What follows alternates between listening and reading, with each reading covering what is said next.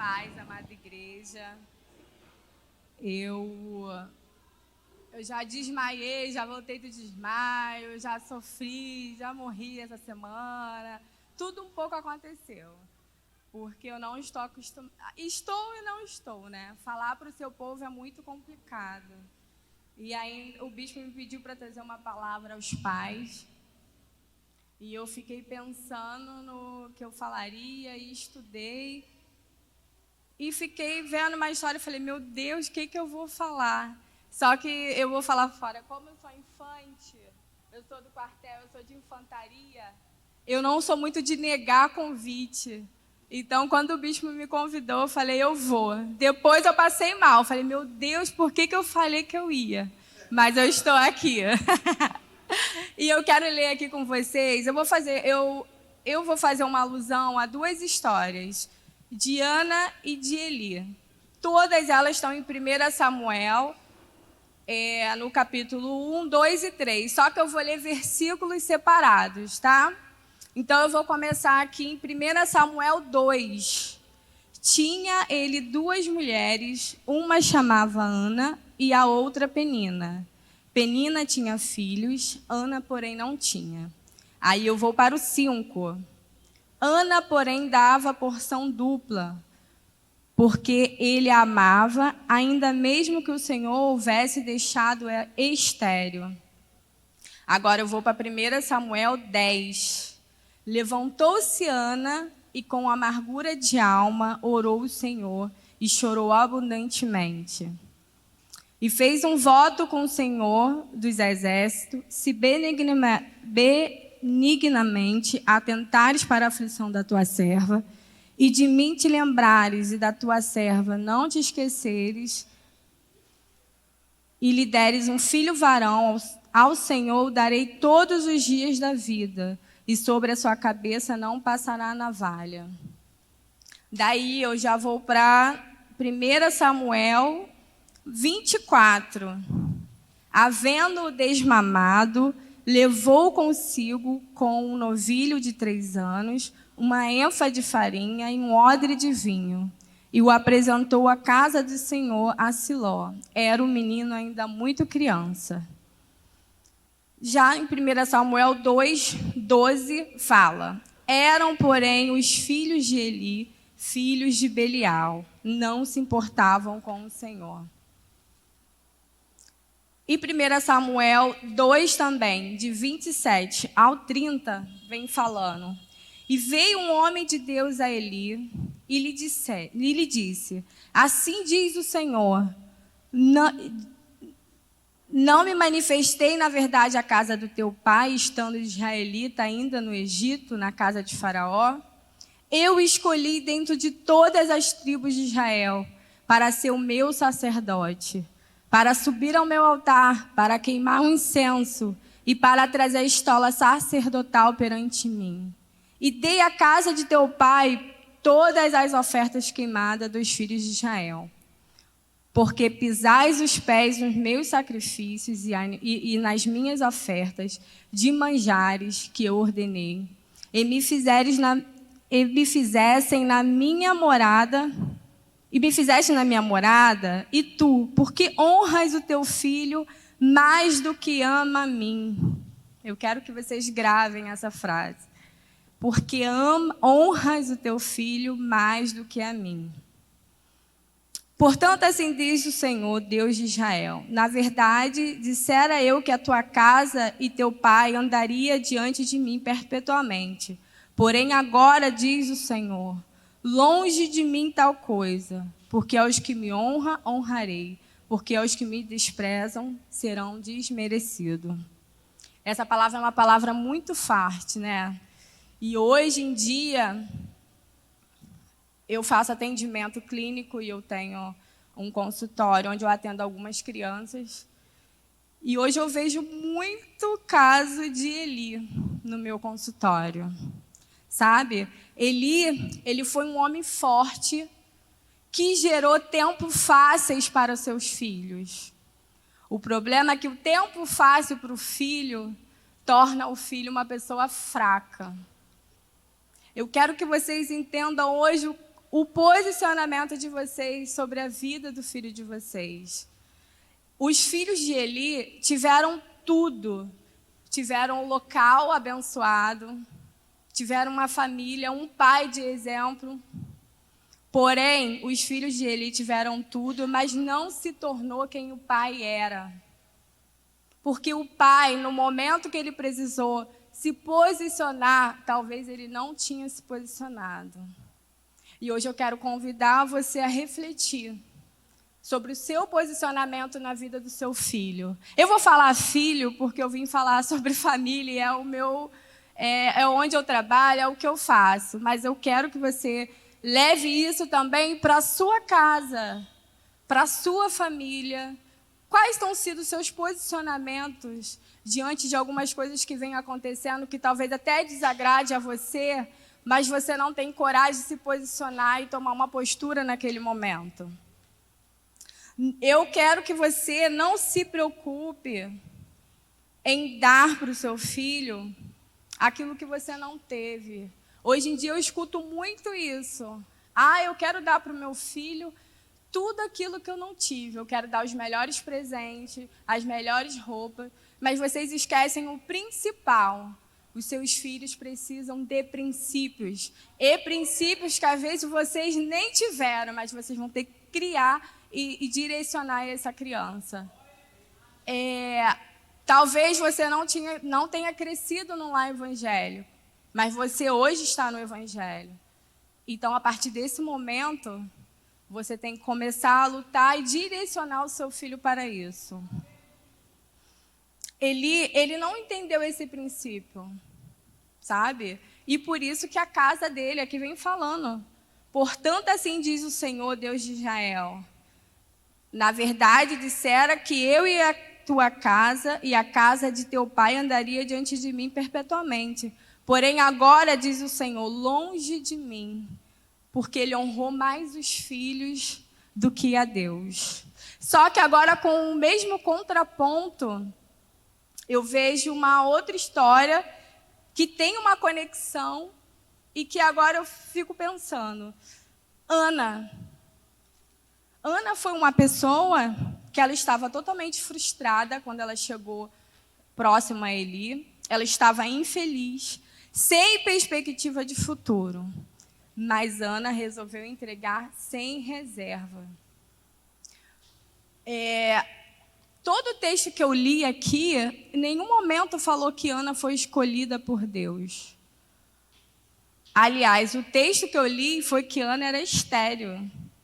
E estéril era como se fosse uma pessoa amaldiçoada. Então, como uma pessoa amaldiçoada pode conseguir uma evolução na vida ou conseguir as bênçãos de Deus e que Deus olha para ela? Uma pessoa que está sendo amaldiçoada e uma pessoa que foi escolhida por Deus, que tinha todo o processo para ser os melhores e ter as melhores bênçãos e ter uma família maravilhosa. Qual a diferença? A diferença é que o evangelho, ele não é por mérito, o evangelho é por esforço. Talvez ele entendia que ele merecia estar ali por ser sumo sacerdote e ter a família maravilhosa. E não se esforçava para que aquilo dali acontecia. Mas Ana não. Ana, por mais que ela sabia, cada filho de Penina, eu Vanessa, penso assim, tá? A cada filho que Penina tinha, era um não de Deus para ela. Eu entenderia como se fosse um não de Deus para mim. Fala, Deus, ela era estéril, amaldiçoada. Todos os filhos que nasciam de Penina, ela receberia como não, mas, como eu informei, o evangelho não é falta de esforço. Perdão, o evangelho não é falta de mérito, e sim de esforço. Você tem que se esforçar, tem que se colocar diante de Deus e entregar aquilo que você quer. A sua família, está dando tudo errado, mas se entrega no altar. Entrega tudo, entrega sem reserva.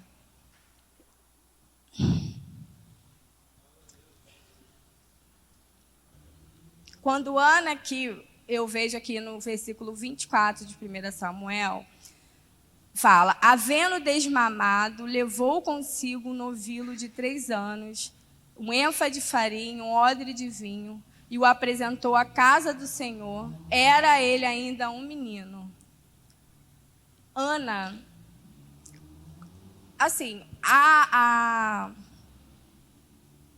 provavelmente Israel inteiro já conhecia a história dos filhos de Eli. E que eles eram filhos de Belial. E que todo mundo falava que a casa de Eli era uma bagunça. Isso era uma fama em todo Israel. E Ana se posicionou e falou: eu vou entregar meu filho. Eu, Vanessa, não entregaria meu filho. Eu ia barganhar com Deus. Eu ia falar: Deus, eu até te prometi que eu ia fazer isso. Mas como eu vou entregar para uma casa que está bagunçada? Eu não vou deixar meu filho nesse lugar. Mas entenda, aquele que começou a boa obra é fiel para cumprir na sua vida. E a gente precisa acreditar e se jogar diante de Deus, trazer, entregar no altar sem olhar para trás e entender o que vai acontecer. Não ficar medindo Deus. Deus, eu vou fazer só isso aqui, mas olha, Deus, não. É entregar com todo o seu coração. Porque eu coloquei até aqui, Levítico 6,13. O fogo arderá continuamente sobre o altar e não se apagará. O bispo estava falando aqui da oferta, de você entregar a oferta ao Senhor, mas a oferta de tudo, de tudo. É profetizado por tudo na sua vida, mesmo que não esteja acontecendo, mesmo que você não consiga ver. Deus é fiel para cumprir. Ana, ela aceitou a possibilidade de ficar sem Samuel por algum tempo, mas ela não aceitou a não viver o milagre de Deus na vida dela. Que você hoje possa tomar, se você precisar tomar algum posicionamento hoje, que te custe algum tempo, não se doa. Se Deus está pedindo para que tu pare alguma coisa hoje, pare. Porque, como eu falei, Ana, ela preferiu ficar sem Samuel por algum tempo, sabendo que ele estava indo para uma casa que poderia gerar outras coisas para ela, porém ela acreditou em Deus. E ela simplesmente entregou Samuel no altar de Deus.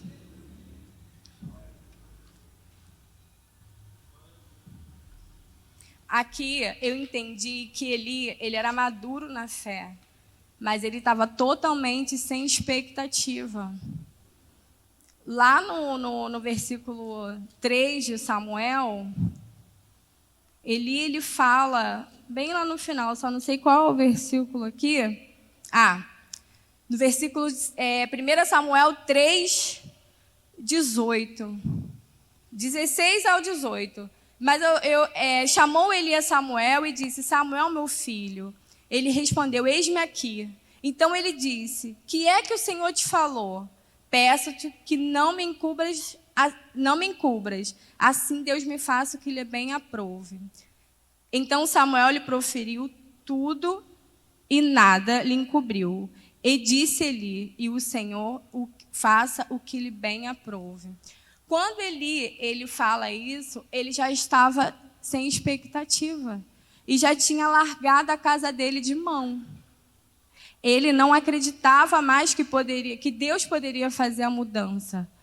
Porém, Ana também estava sem expectativa. E a diferença está aí. Ana se entregou de todo o coração e ele abriu mão. E hoje você vai fazer a escolha aqui. Ou você vai abrir mão como ele fez e a casa dele foi destruída, ou você vai brigar e vai se esforçar e vai pedir a Deus para renovar tudo aquilo que está perdido na sua vida. Eu vou contar um testemunho que aconteceu comigo sobre a questão do altar. Eu não sei se vocês sabem, mas meu filho ele foi diagnosticado com autismo. E quando eu estava grávida, de 4 para 5 meses, surgiu a campanha das cadeiras aqui na igreja. E eu coloquei no meu coração que eu ia participar dessa campanha. E peguei, falei com o Bruno e falei, Bruno, vai ser o valor maior que tiver na campanha e eu quero colocar no nome do meu filho. Então, a gente fez 3 carnês, o meu, do Bruno e do Bernardo. Mesmo o Bernardo estando na minha barriga.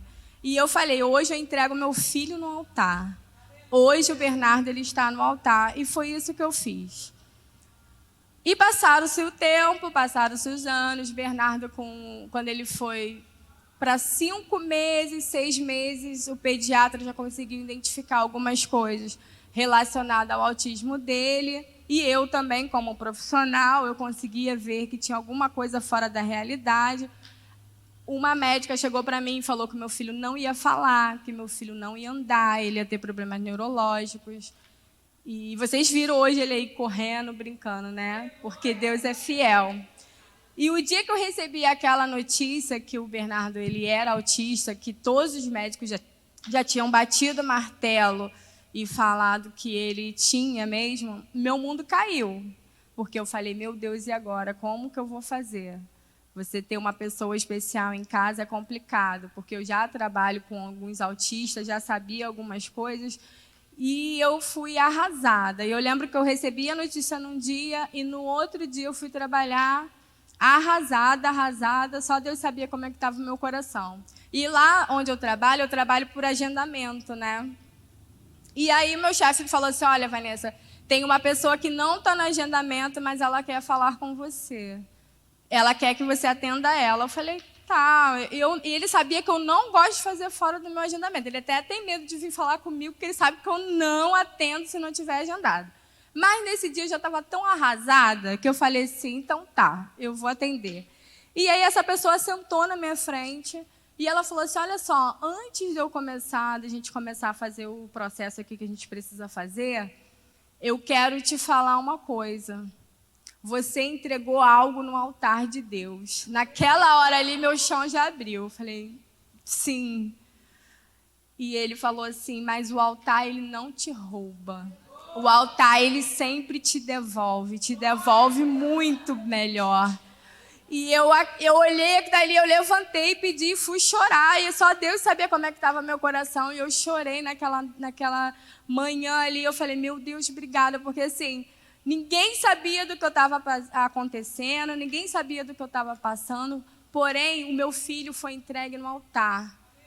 E hoje eu venho pedir a vocês e orientar a vocês, convidar vocês a viver uma vida sem reserva, sabe? Entregando tudo no altar. Porque Deus, ele é um Deus fiel e Ele vai fazer infinitamente mais do que pensamos, do que imaginamos. Deixa eu beber uma água. O Bernardo, há 2 semanas atrás, ele passou pela doutora dele, pela neuropediatra. E o autismo, ele é progressista. Ele só tem progressos. Algumas terapias para a gente controlar algumas coisas, mas ele é progressista. E a doutora dele me chamou e falou, Vanessa, eu não sei o que está acontecendo, mas o seu filho está retroagindo. E eu falei, não, o altar. Eu não tenho dúvida, é o altar. Meu filho aqui correndo, meu filho brincando, o meu filho falando palavras. Lógico que ele não fala como uma criança que ele precisava falar de 3 anos. Mas só dele conseguir falar poucas palavras, isso para mim, eu falo, Deus, isso é um milagre. Estou vivendo um milagre. Foi desse altar aqui que eu recebi esse milagre. Desde o momento que eu estava grávida e resolvi colocar. Então, hoje eu oriento a vocês. Entrega tudo e sem reservas. Sabe? Como Ana fez. Ana se jogou. Ela não merecia. Ela era estéril, ela era amaldiçoada, mas ela não olhou pelas condições que as pessoas falavam sobre ela. Ela falou, eu vou me entregar e acabou.